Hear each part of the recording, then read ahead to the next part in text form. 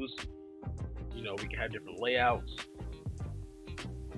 and each one of these have their own camera to play around with. So you can see the very use cases for this.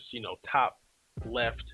We're having it in perspective right now, but you can change this to do different things. So yeah, the editor is very feature packed, and each one of these have their. But as you can see, it's very detailed and very thorough what you can do. We can play with different cameras, different views. We can have different layouts, and each one of these have their own camera to play around with. So you can see the very use.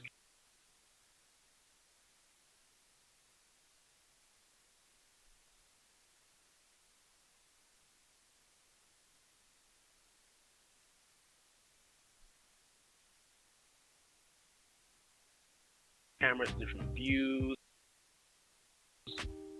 You know,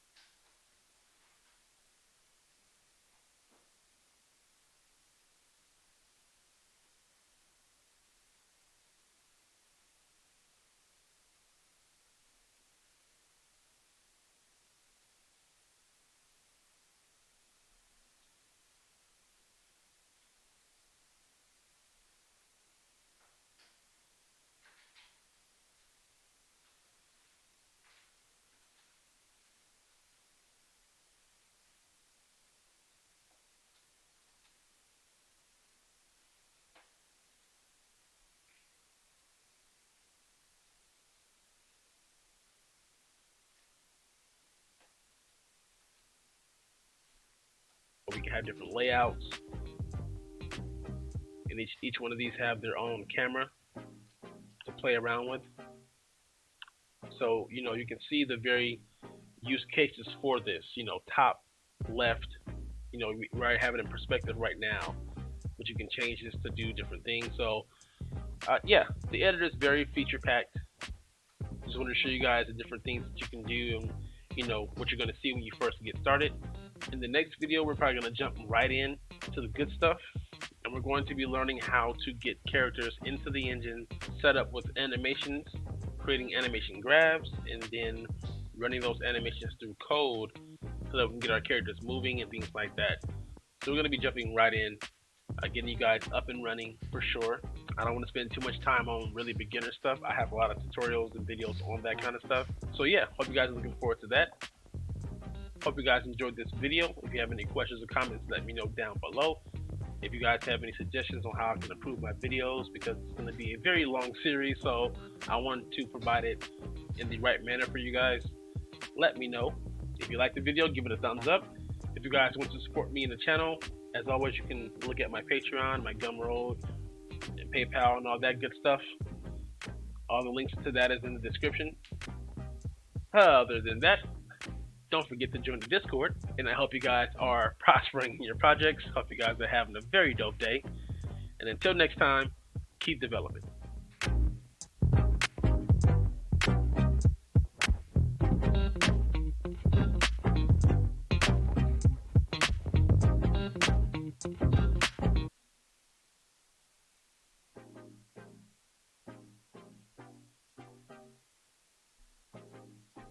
What's up, my fellow devs, and welcome back to the Dev Shop.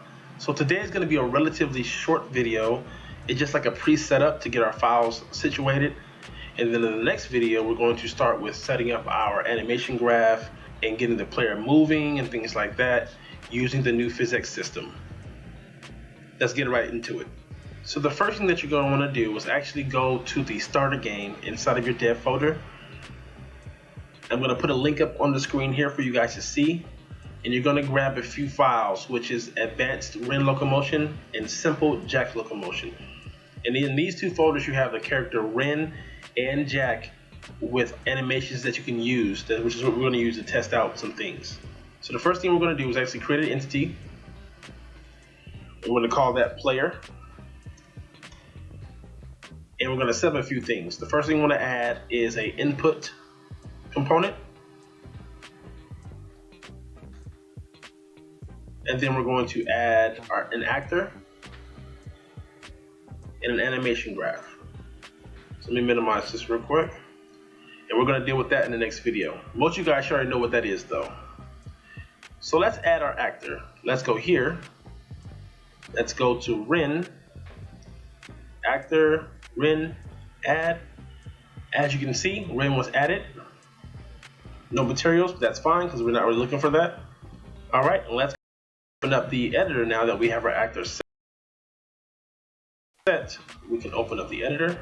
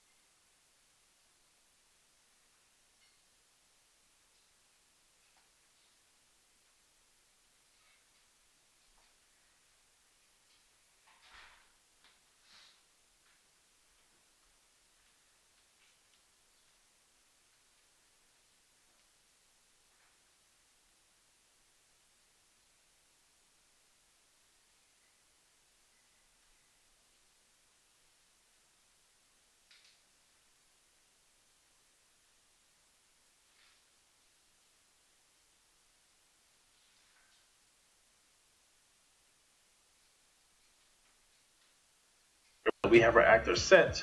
We can open up the editor.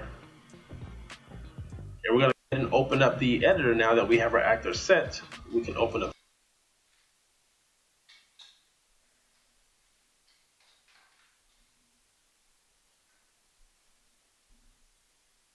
the editor. And we're going to come with the blank editor with our Ren character in the corner here.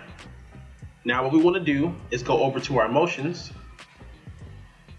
Our motion sets, and we want to create a new motion set along with the emotions. So we're going to create a motion set, and I'm just going to call this something like Ren's Adventure Set.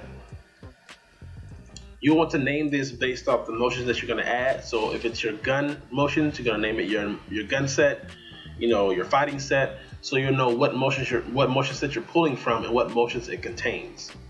Now with that selected, you're going to go down here to your motion set, and we're going to click on this folder here because we want to add multiple animations. So as you can see, we have our same folder here, motions, and we're going to click on all of these right here. Now we're not going to use all of them, but we're definitely going to add all of them. Hit OK. And now that we have all of these in here, we can then go to our animation graph and add. As you can see, preview with, we have Friends and Adventure Set. So if I was to create a motion, we're going to go over this in the next video, but if I was to create a motion, you can see here that I have this set, and now I can select from any of those motions. So if I want to do her idle, now we have her idle. All right, so now we have her idle. And now I can select from any of those motions. So if I want to do her idle, now we have her idle.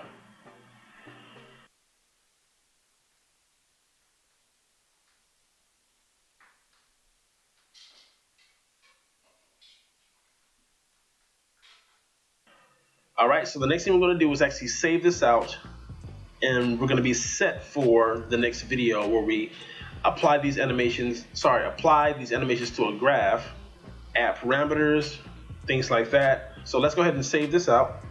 We're going to hit Control S. It says that we haven't saved our motion set, our animation graph, or our workspace. So workspace